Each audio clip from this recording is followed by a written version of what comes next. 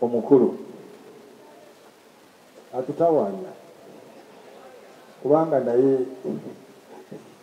alinga kato jini zazirina gwankabe nga watwe aliwa shan jangu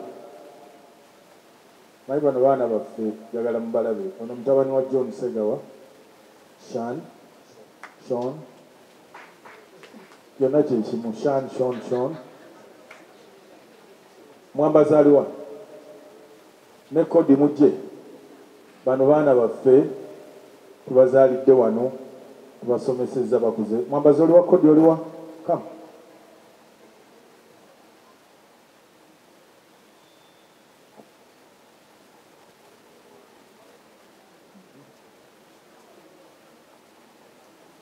mutabani wa kato ono mutabani wa Segawa be baana baffe betukuzizza era bonna kumpi bali bilioni bano bakyasoma ono yamaze okusoma e Nairobi yatandise okukola mu firimu yasomye firimu era yatandise okukola mu firimu kale nsaba ono munnaabwe mubeere ne muganda wammwe alonkinga ekitabo kya taata ani gwolese ku kamera anabye mwaliwo kyaliwe oli basi mukulu waabwe baliraana baana tusanyusa obalaba basebo ne banyabo Ssaabasajja Kabaka Wangaali solida kyekyo kyennyini so olunaku lwaleero oh my god ntandikirewa I'm so happy olunaku lwaleero twasoose ne tukaaba ne bafeibe ba Rebecca during rehearsals nga tubuuza tugenda ddumalako batya but nga mulongo we yatuzangamu amaanyi era nga mwami Mr. Aloysius Matovu Joy wagambye nti yasoose kamulabikira naye nankubira nagamba nti amulabikidde n'engoma so olunaku lwaleero ebintu ebimu bye tuzze okukola kulonkinga katabo ka muzeeyi kano kalimu ennyimba 105 Katulu Bwama ze yawandiika n'ayimba n'awandiikira n'abantu abalala from songs like Africa which united the whole of Africa to songs like Mulongo Wange which proved his love for his sister Omombejja Mariam Dagiri to songs like Waiter olwamwala we Rebecca Jingo kikulaga engeri ki gy'ayagalamu abaana be n'emikwano gye to songs like Ojja Kubuukawo olutestifying nti ayagala abantu be bonna byabonaabona nabo so akatabo kano tugenda beera nga tukafulumya out but so far Omumbejja akyayitamu oluganda lwange si lulungi nnyo oluwandiike so yangambye tokawa bantu kuba buli omu yadde agendagenda ne kopi but yadde akyayisaamu mu luganda so mbadde nsaba Mr. Mejandi Walana ajje atulonkingira akatabo kano simanyi oba ddumba okataddeyo ku screen it's a start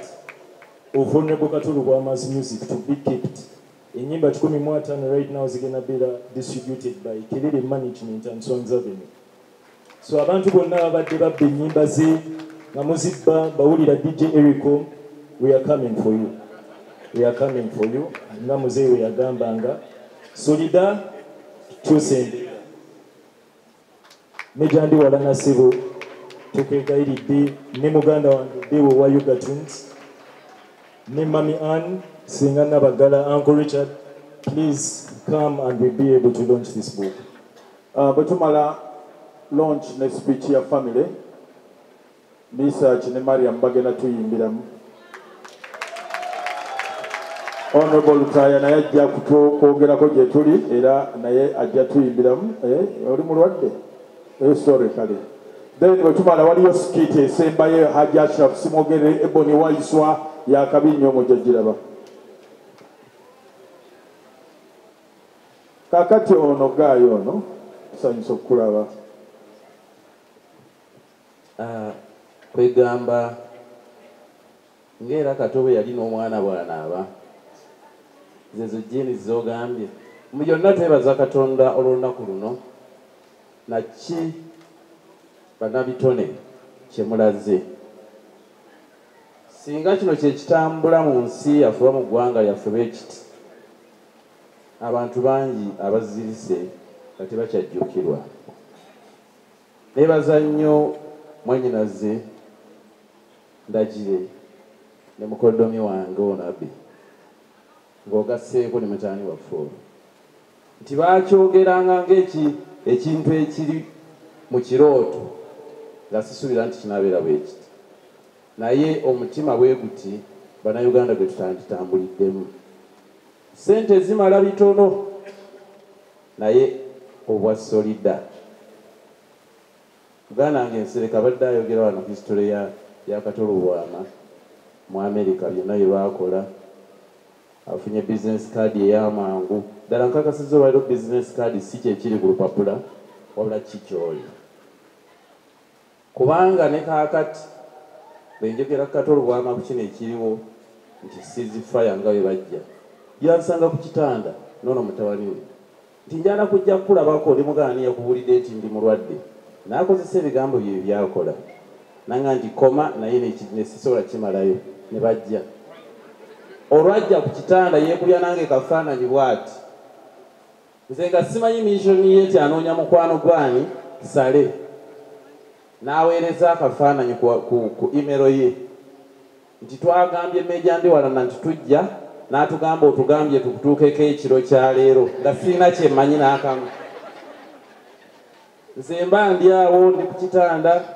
kumbe bavuze emmotoka kiro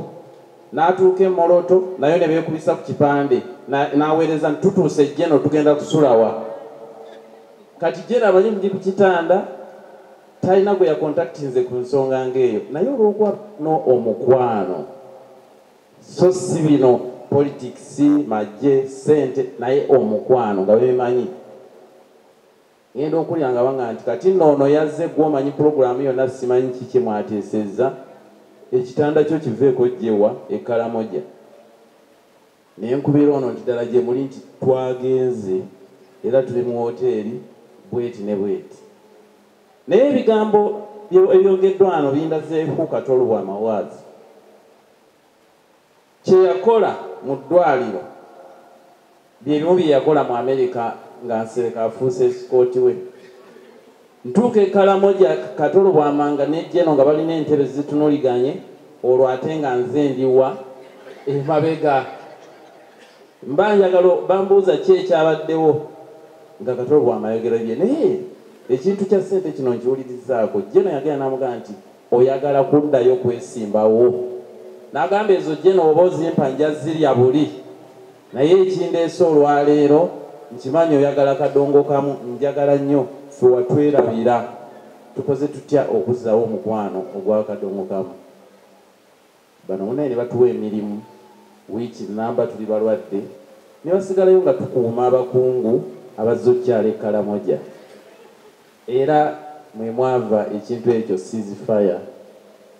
naye nga mulimu message nene naye mu byonna boogedde ku theatre muganda wange ono ng'ayogera wano Bwana Misaji sirabanga musajja akabirira bayimbi ku kya theatre nga musajja ono Small as I am omusajja ono meetings emirundi n'emirundi era nzijukira bye baali batwala theatre eyo omusajja ono yanzija buli ne tugenda tukuba akadingidi okulaba nti ne kaakati tukyali wano. Ntwala omukisa guno okwebaza Genosale ng'omuntu nga ye nti ayagala nnyo ebyemizannyo oba ebyenkulaakulana bwe biti. Ku nsi kuno teri muntu atuukiridde buli muntu abeerako ekirungi neki naye tetunnafunayo muntu alina mutima ogwo ogwagala ebintu ng'ebyebitone ng'oyo. Era mukulu Abe ensonga eyo okuva lempulidde ne mukulu Misaaki ng'akyogera bw'atyo kitegeeza kwe kukaaba okuli eri eggwanga lyaffe lyonna naddala mu industry eno. Olw'ensonga ngera mugwana Nsereko bwe yagambye nti Bambega mwebali Bambega abali wano abaagala eggwanga n'abatalyagala ffe twagala nkulaakulana mu Uganda. Oweekitiibwa pulezidenti n'abalala bonna bebikwatako ne bemupimba labyeko wano mukulu wange Munyagwa mulengedde awo ne mukoddomi wange naye wali wano ssebo kino kituukeyo nti twetaaga theatre eteriiko bwannannyini kubanga bagambye ez'abalala omala sasula naye tukoleyo eyo kubanga amataka tugalina. Ssaabasajja Kabaka mukama waffe ye nannyini ttaka yewe tusaba ne tumusaba ettaka yo gavumenti oba nessaamu ssente ne tuzimba. Ekintu ekyo ndowooza muganda ekyogedde kikulu kubanga empisa mu baana nga bw'ogambye nti abayimbi kati avuma ng'akize kuyimba ebitaaliwo edda kijja nga tulina obuyinza. N'olwekyo bassebo mbeebaza mwenna abazze ku mukolo guno tukikuume kubanga ensi yaffe tujagala tetujja gibeeramu, tetujja kufiira mu mawanga g'ebweru, tujja kufiira mu Uganda era tujagala. N'olwekyo ssebo Abbey ompise okujja okulonkinga akatabo otwaleyo n'obubaka obwatyeti. Akatabo kano bagambye tetugenda kakola ki kawa abantu kuba mwanyinaze agambye yasinga Oluganda. Kaakati tuba tukalonkinga wano tuba tugamba kafulumye oba nti kali mu kkolero eri bannayuganda bonna ne East Africa yonna n'ensi yonna kubanga ne mu America barisiivinga Katolo Bwamanga wa kitiibwa. Ndookinza akatabo kano kirabe ebiiso the late Katolo Bwama era kajja kugirako ne miliyoni 5 okulaba nti kaggwa. Amanya n'eddoboozi nsigadde ndi omukungu wa Ssaabasajja Kabaka Meja Ndiwana Herbert. Ssaabasajja Kabaka wangaale ne n'Abagereka agerekera Obuganda.